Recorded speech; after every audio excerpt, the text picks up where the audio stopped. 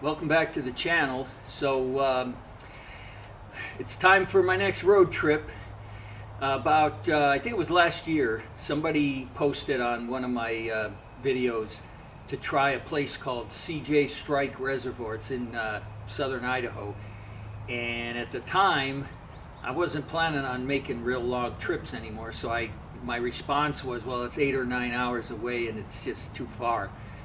Well, if you've been watching the videos this year, 8 or 9 hours is going to be the shortest trip of the year. So I'm going down there. I'm going to spend 2 days on CJ Strike, and while I'm down there, I'm going to run over to Brownlee Reservoir on the Snake River again. I was there, I'm going to say 2 years ago. I caught more, they weren't big, but I caught more keeper-sized smallmouth in 1 day than I've ever caught anywhere other than my home lake. Unfortunately, I had a bunch of problems with the audio, and I think I had video problems. This was early on when I was first doing these. I had cheap stuff and it wasn't working. And I even mentioned at the end of that video, if you have a kid and you want to get them hooked on fishing, take them to Brownlee and throw a jerkbait, because it was unbelievable. Anyway, from there, on the other side of the Brownlee Reservoir is this little reservoir called Oxbow, and it's on the Snake River. I'm going to fish that 1 day too. So 2 days on CJ Strike, 1 day on Brownlee, 1 day on Oxbow. But let's focus on CJ Strike first. It's I got the map, and it's 7,500 acres, which compared to the lakes I've been fishing is pretty small. I don't know what kind of fishing pressure it gets. I have a feeling it gets quite a bit. I'm hoping it's not as much as Clear Lake. But on the subject of boat pressure, I need to address something, because when I do these videos, you'll hear me talk about, staying away from other boats and look at all the boats. I'm always talking about other boats, and I'm sure some of you say, well, why is this guy so obsessed with the other boats? And the simple answer is because I'm weird and I don't want to be around other boats. That would be the simple answer. But I'm going to go into a little more depth just so you understand. I have a condition, they call it a neurological disorder. I don't like to use the word disorder, but I have autism. So autism, there's so many different degrees of it that they created something called a spectrum. Because a long time ago, they only diagnosed severe cases as people who were autistic. So they lumped them into one category, and that's because parents who had a kid who couldn't communicate with people, who wasn't able to socialize, they took them to a doctor, what's wrong with my kid? And they diagnosed them with autism. But there's different degrees of it. And so someone like me, you don't know I'm autistic until you spend time with me. Then you figure it out. So like, they made a movie back in the 80s called Rain Man. An actor named Dustin Hoffman, he played an autistic guy. That was based on a real guy. And Dustin Hoffman spent time with this guy so that he could imitate him.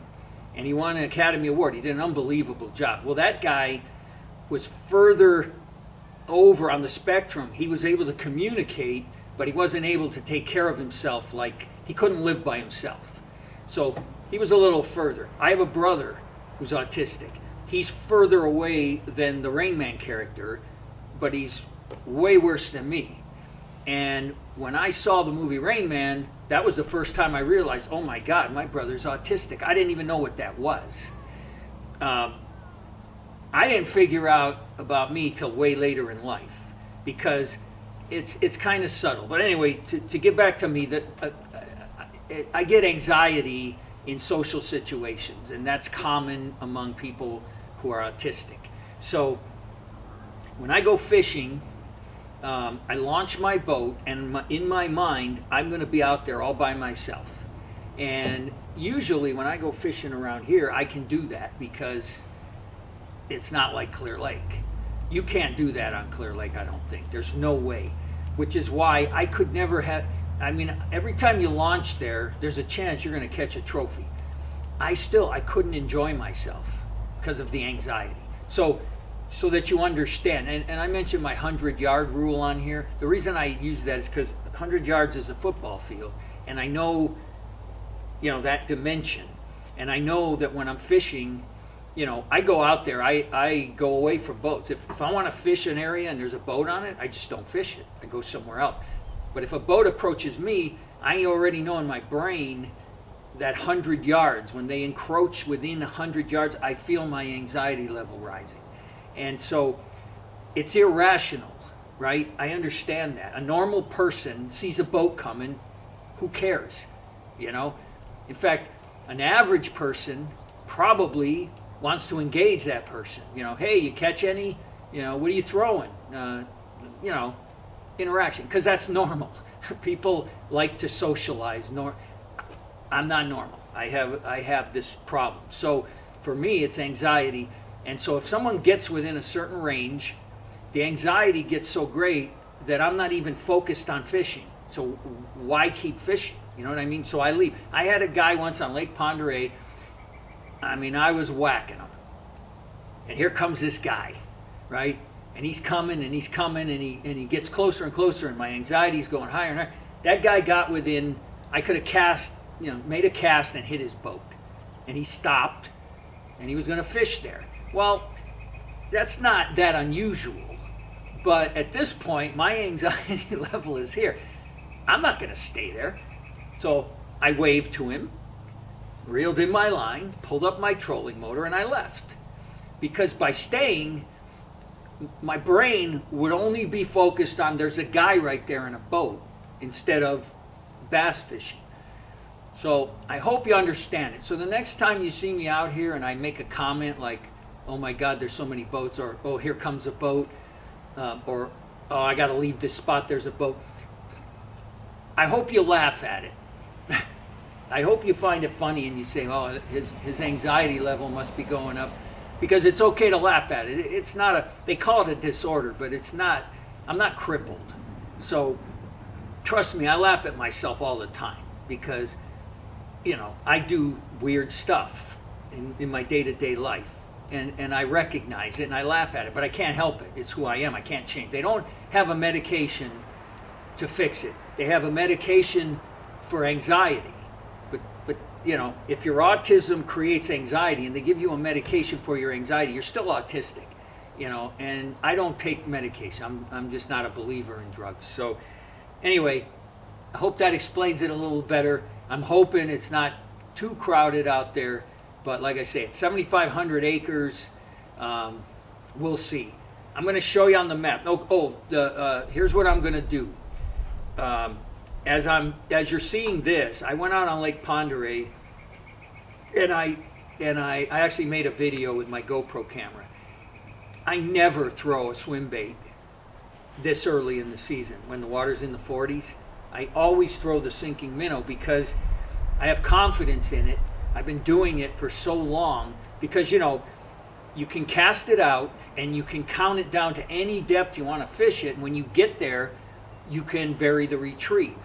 Like if you're running a spinnerbait and you stop, your spinnerbait sinks. Now you can get bit like that, but this, you can jerk it, you can vary the twitch, pause. You can do so many things with it.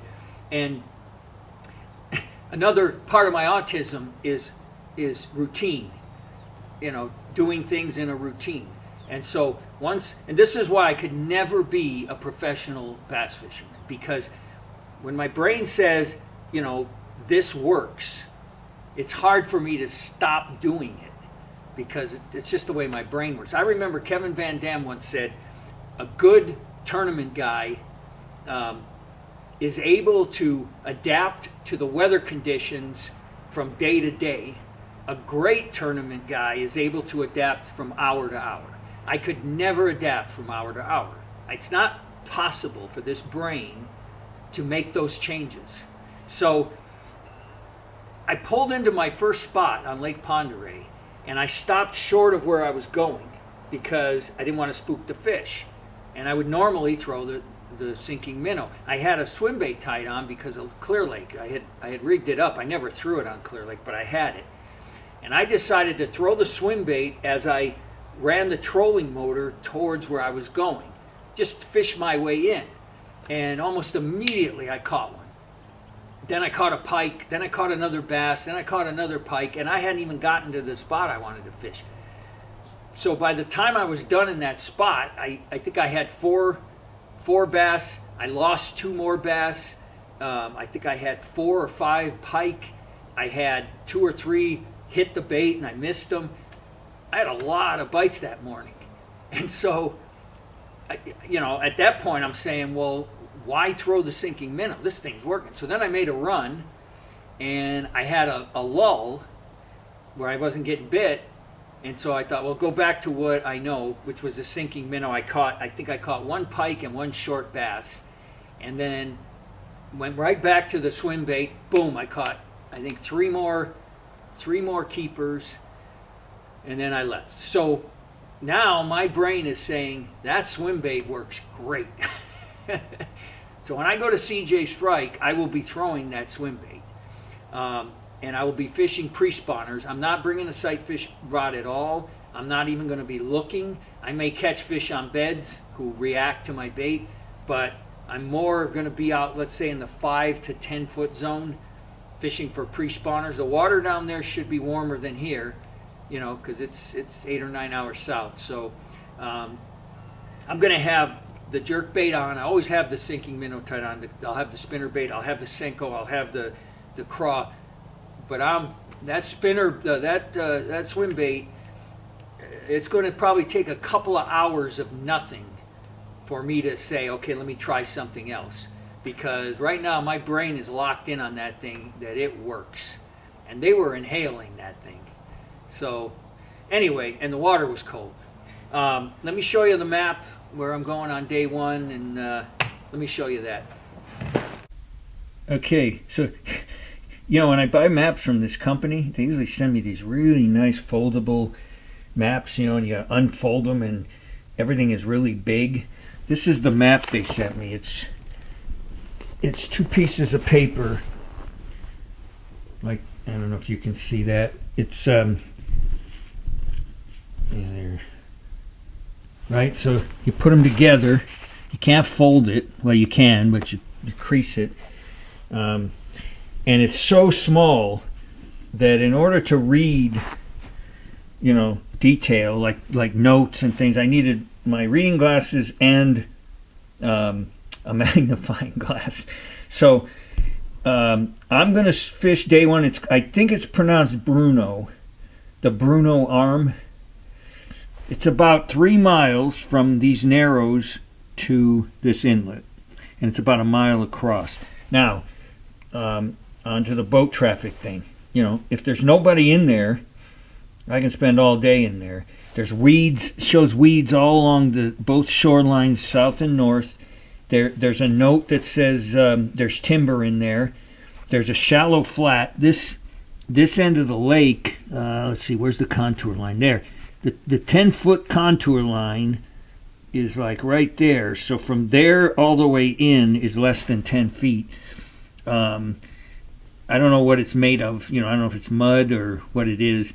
And it's got a note somewhere in here that says that although there's largemouth in the lake, they're sometimes hard to find. I'm going to ignore that, because if they're in the lake, they're in here. This is very largemouth type water, and I'm going to try to get 5 largemouth bites on day 1, get a limit out of Bruno Arm. If there's other boats, where I have to skip a lot of it, I may not have a full day's worth of water. I'll run through this narrow section over here. This is considered like the main lake, and I'll fish that. But the plan is day 1 here. I'm launching at right here. It's called Cottonwood Park, and I'll see you out there, somewhere out away from the ramp. Okay, day 1, CJ Strike. I'm in the Bruno Arm. I launched at I think it's called Cottonwood Park. Water's dirty, so I'm thinking the spinner bait might work here, but I'm going to start with the swim bait because right now that's my confidence bait. But And the wind's gonna blow a little bit today. It was bad yesterday. When I got into town, it was really blowing. So I'll probably end up picking up the spinnerbait today. But anyway, I'm gonna fish the Bruno Arm. I don't see another. I was two guys at the dock. They couldn't get their engine going. I spent about 20 minutes trying to help them. It's not something you can fix at the dock, but there's a couple of trailers in the parking lot. I don't see any boats in here, but I'm gonna fish it. I'm just gonna go fishing. So weigh my fish. I'm gonna try to get 5 good bites in the Bruno Arm today if I can. So let's get started. Okay, I got to here's a quick update. I've only been fishing for, I don't know, 10-15 minutes. The map lied. There's no weeds here at all. I started over there, and I motored a little bit. There's nothing. Here's what I got everywhere. So it's just nothing. The only weeds, as you can see, are right up on the bank, and I can't even get up there. It's like a foot deep, and I don't really want to. It's 50, just hit 52 degrees, the water. I don't want to be fishing for bedfish. So here's what I'm gonna do. I'm just gonna motor around in here and try to find either weeds or, you know, something, drop off. They said there was timber in here, and if there's nothing in here, I'm just gonna run through the narrows. So I'm gonna take about a half an hour and do that. I gotta try to find something, because one thing they showed on the map, I mean, they actually showed it out like, you know, say 5 to 10 feet, and they showed it all along this bank. So they're wrong for sure. Okay, I'm gonna do that. I'm gonna just motor around. One. Oh, he's a little guy. Darn it. What a shame. God dang it. I got excited. I'm gonna be done with the Bruno Arm in about 2 hours. I'm not even gonna. I'll weigh him, because I weighed one over there on Lake Pondere. I swore that thing was, no way that thing was a pound, and he was a pound. So this guy's skinny. That's a smallie. Jeez, thought I was gonna catch largemouth in here.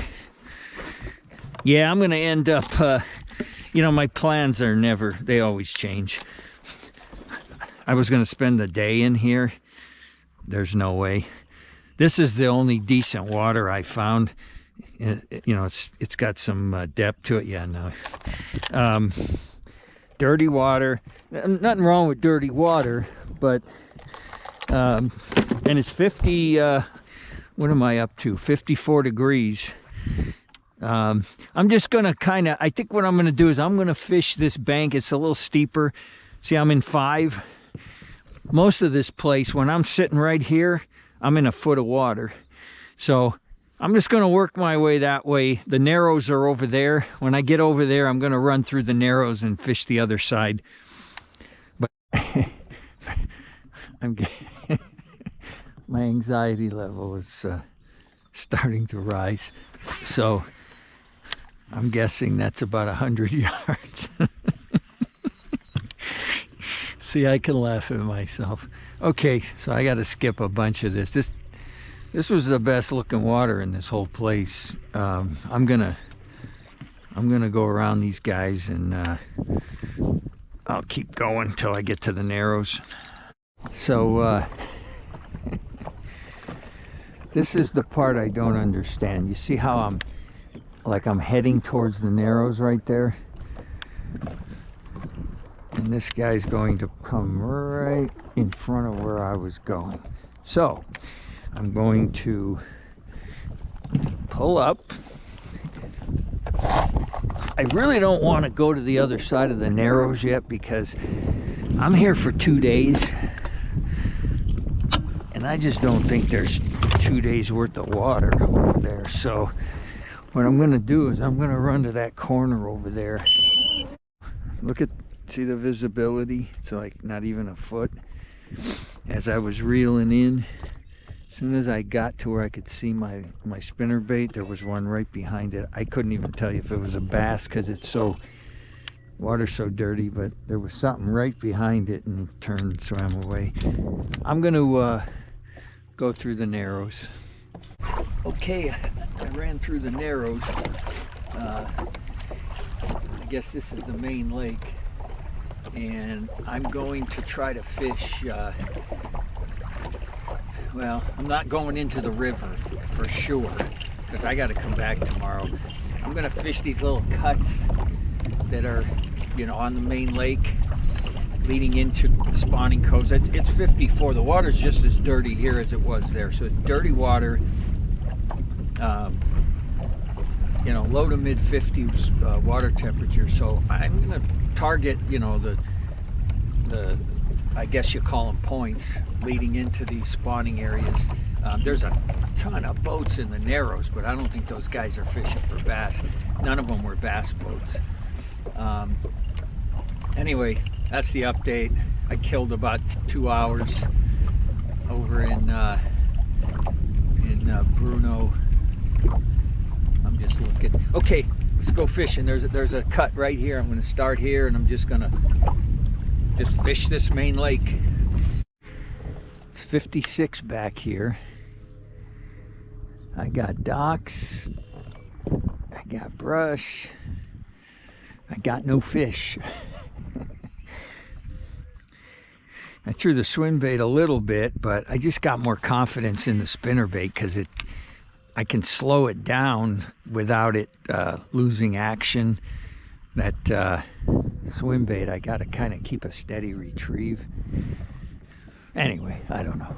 I'm going to work in here because, I don't know, 56?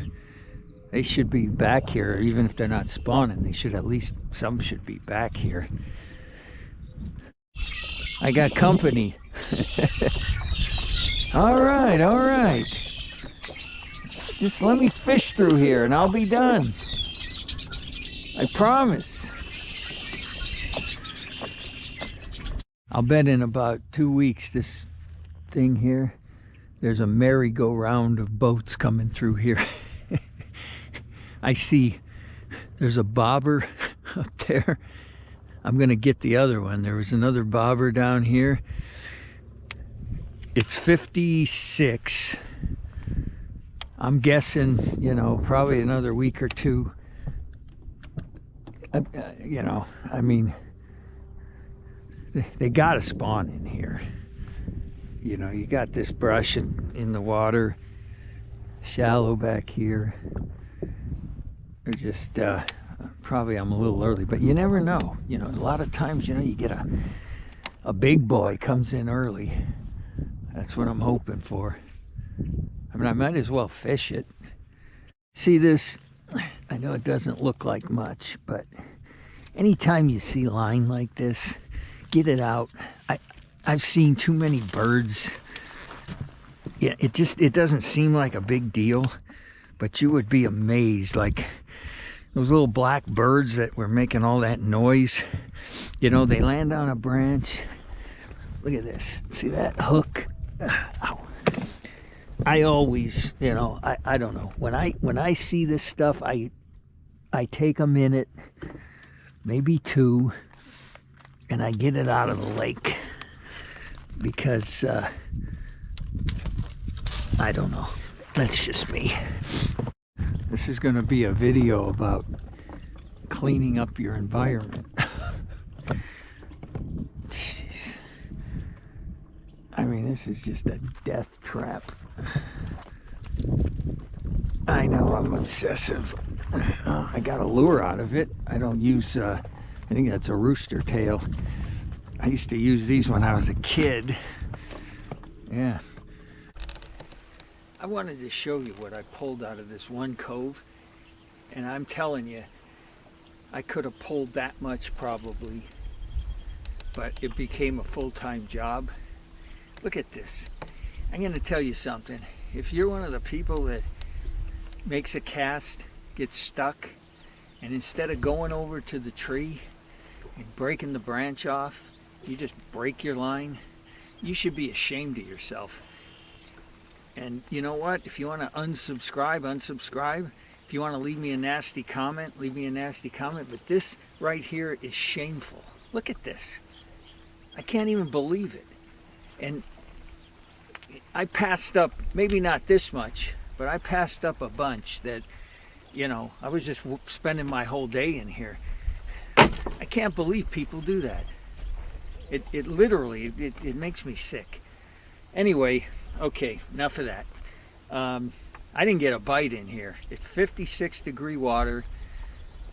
That is not very encouraging.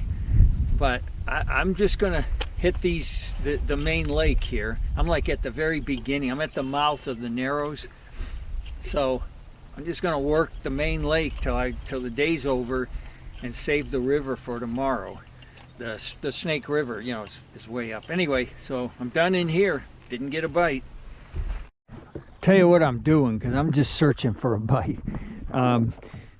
It's pretty deep out there, so I'm finding areas where it comes up, but it's not, you know, flat. So like I'm in 3. You know, it gets probably to 1 foot at the weed line. And what I'm doing is I'm sitting in like 3 or 4 feet of water. I'm not throwing the swim bait. That might be a mistake. It's just I got more confidence in the dirtier water. I'm throwing up into shallow water and I'm working it back to the boat. Then I'm throwing in front of the boat, and then I'm throwing a little bit at an angle out deeper. I'm trying to see if I can get a bite, you know, what zone. And then, you know, you got this like little, I guess you call it a cut, not really a cove. I'm looking at the map as I go, you know, and I'm just, that's what I'm doing. I'm heading, I think the river starts right about there. I don't believe I've seen another bass boat on this lake yet. I've seen a bunch of boats, but they're not bass boats. So these guys, I don't know what's in here that, you know, a lot of guys are fishing for them. A lot of aluminum boats. I've seen some fly fishermen. So trout, I guess. Anyway, that's what I'm doing, searching. I may end up fishing all the water. I was planning on fish for 2 days, just like running to try to get a bite. You know, just got to try something to get a bite. This cove, this whole shoreline, see the rock? Comes out to about 3 feet. I mean, this 55 degrees, a spawning cove. You got chunk rock. I should get bit here, and I'm not getting bit. Wonder what that is. Is that a pike?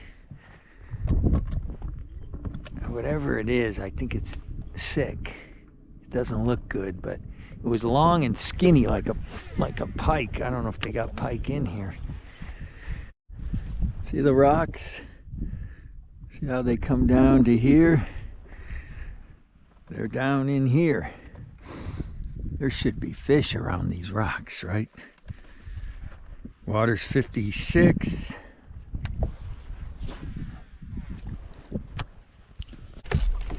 Okay, update time. My day is half over. I have, I got a little one. I had one on, not for very long, on the craw around all these rocks. I thought I was going to catch fish in there, but I've been in there a while. I didn't get a bite. You know, a funny thing, I have not seen another bass boat on this lake. I've seen a lot of boats, have not seen another bass boat. So I pulled my drop shot rod out, and I'm going to keep heading into the Snake River, but like I'm looking right now on the graph, I'm gonna fish right here. I came out, I drifted out to like 30 feet. I'm gonna drop down there with my drop shot, see what that is, and just work my way back in the river. This is as bad as Clear Lake without the potential for a 10-pounder. Okay, I'm gonna keep fishing. It's finally starting to warm up a little, man. I'll tell you, when that wind blows, it's cold. Well, There's an island here in the middle of the Snake River, so I'm gonna work it. I'm gonna throw the swim bait. I tell you one thing, I have no anxiety. This is beautiful. God, I wish they were biting. I got a feeling when I go around the corner, I'm gonna see bass boats everywhere. And you see those gray colored birds sitting on the island? Completely still.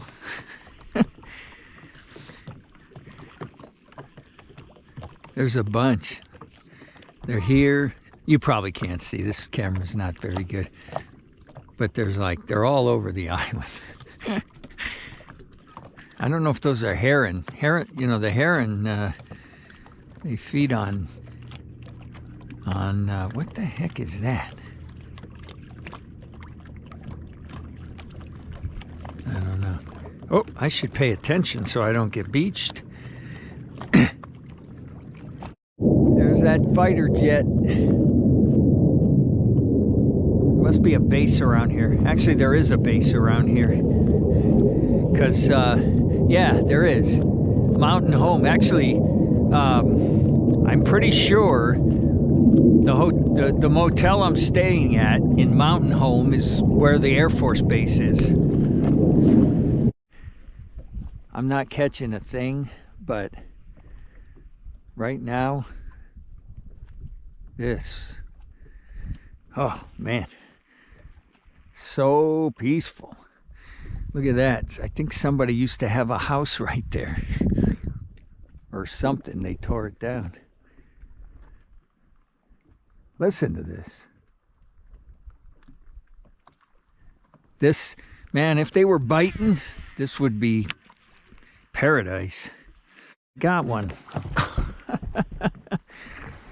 You know what? Not only did I get one, and he probably swallowed it, but I got a clue. I got a clue. I should get him in the boat, huh? Yeah, I should get him in the boat, but I know he swallowed it. And I'll tell you why. Damn it. Come here, buddy. Because I had a backlash. Okay, so here's what I figured out. Let me get this hook out of this poor guy. Where are you at here, buddy? Okay, so glasses. For those of you who say, cut the damn hook and throw him back, or cut the damn line and throw him back. Oh, come on. What happened? See, I can see the hook point. Something wrong with my cutters. They're not cutting.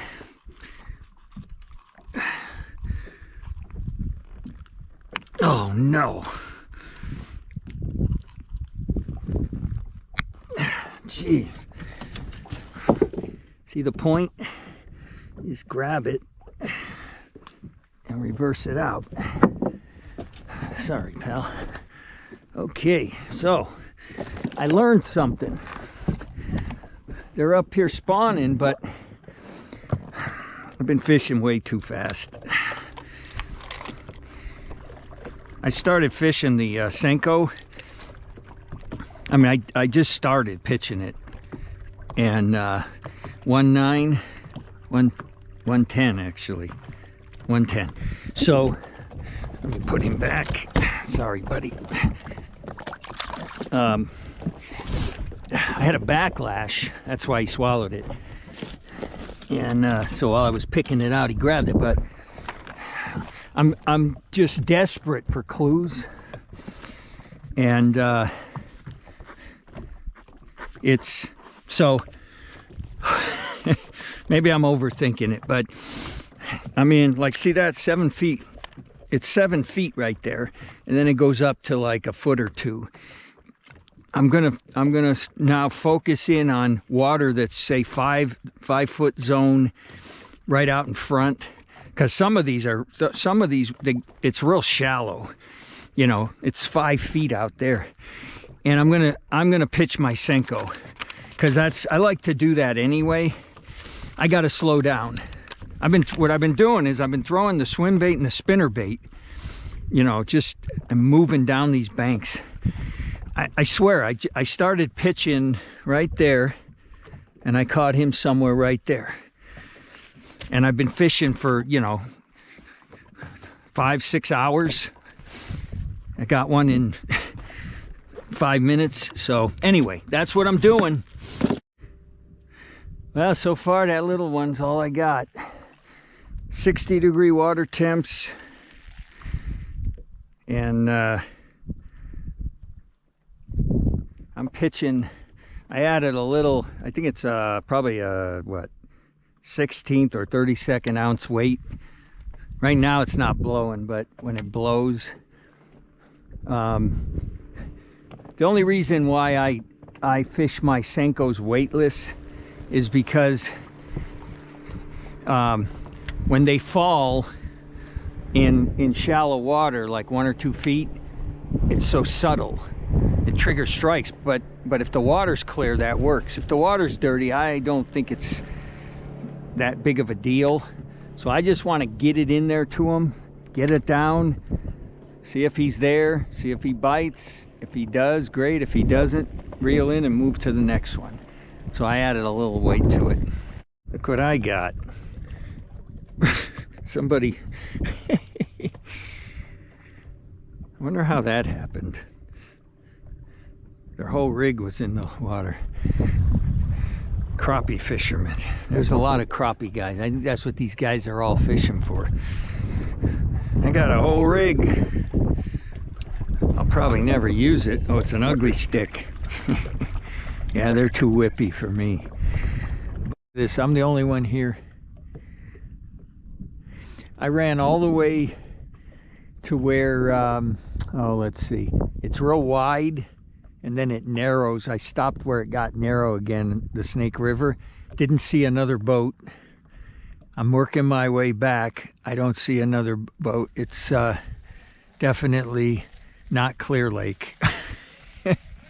Too bad they're not biting. Of course, they weren't biting for me there either, so I'd rather do this.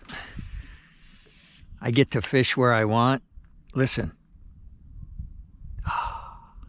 I love that. That sound right there. I love that sound. Okay, well, I got an hour left, and since all the boats are in the Narrows, I'm gonna fish the Narrows as I work my way back. I'm gonna drag my craw right up here. It's real deep. I mean, it makes no sense that they'd be here. These guys are probably like, he's trolling. They're not fishing probably for smallies, but you know what? I'm gonna do it anyway. I'm gonna throw right up here near the bank, where everywhere I see rock, and I'm gonna fish the craw through the Narrows back to the ramp, because it's been a tough day. Okay, that's it. I got one keeper, one short. I missed a few. Here's the thing, I just spent the last hour trying to figure out what I want to do tomorrow, and I've decided. I literally ran to every part of this lake that I was going to fish for 2 days, hoping, instead of saving it for day 2, hoping to find something, a pattern where I could come back for day 2. I got nothing. If I come back here tomorrow, it's not like, well, let's try this. I don't know what else to try. I would probably drag the craw, but here's the problem with that. I had 3, taps, but if those are crappie, then I'll be chasing crappie all day. I didn't get a hook in them, and I got a hook in one, and I could tell when I set the hook, it wasn't very big, and he didn't stay on long, and that probably was a crappie. So I'm gonna stay here tonight. I already paid for the room. Tomorrow morning, I'm heading to Brownlee Reservoir. It's like 3.5 hours. I'm gonna fish Brownlee tomorrow because I figure I can't do worse. you know, and I just don't really know what to do here. I got to fish it, I've seen it, you know, that kind of thing. I fished brownlee a couple of years ago, man. I caught so many, but I think it was June, and we're still in April, so I may struggle there too. I don't know, but so that's my plan. This is a one-day deal for CJ Strike. I'm done. I'm going to Brownlee tomorrow, and then if I'm catching them on Brownlee, I'll stay there for 2 days instead of here. The other thing was, I pulled all that stuff out of the trees. I got a little upset. I overreacted. But here's the thing. The people who watch this channel are bass fishermen. Those weren't bass fishermen. I was pulling bobbers, rooster tails. Those are guys that, they're probably meat fishermen. They're fishing for whatever they can catch. It's bass season. Bass live in the trees. Because guys who are bass fishing in there, they're going to be pitching, maybe flipping, even like sidearm casting. Even if you get hung up, it's going to be near the water. It's not going to be 6 feet up in a tree. So I don't think the people watching my videos are doing that kind of thing. But I will tell you this. If you ever get stuck, because, you get stuck. You make a bad... I get stuck. I make bad casts. You just get on the trolling motor, go into where you're stuck, and unstick yourself. Break the branch. It takes 2 minutes. And I'm not going to show you again, but you won't believe what I pull. And it's not like I was pulling everything. When I was fishing a spot and there was something there, I took it. I got so much crap out of there. That's just, that's bad. Anyway, enough of that. So that's it for this one. My struggles continue. So I got to go back to the hotel. I didn't sleep much last night. I'm staying in a real cheap motel, and the walls are paper thin. And the guy staying next to me, I don't know, this poor guy, I swear to God, I was thinking that an ambulance was going to show up at any minute in the parking lot, because he sounded like he was dying, and it would last for like 5 minutes, right? And so I'm awake. Then he would stop. I'd go back to sleep. Then he'd start up again, wake me up. There's no way I could sleep through it. And so I didn't get a lot of sleep last night. It was like on and off. So I'm hoping he's not there. Oh my God, if he's there and he does that again tonight, that's gonna be brutal. Anyway, okay. Sorry. One of these days I'm gonna find him. I'm hoping it's gonna be Brownlee. I'll see you tomorrow on Brownlee Reservoir.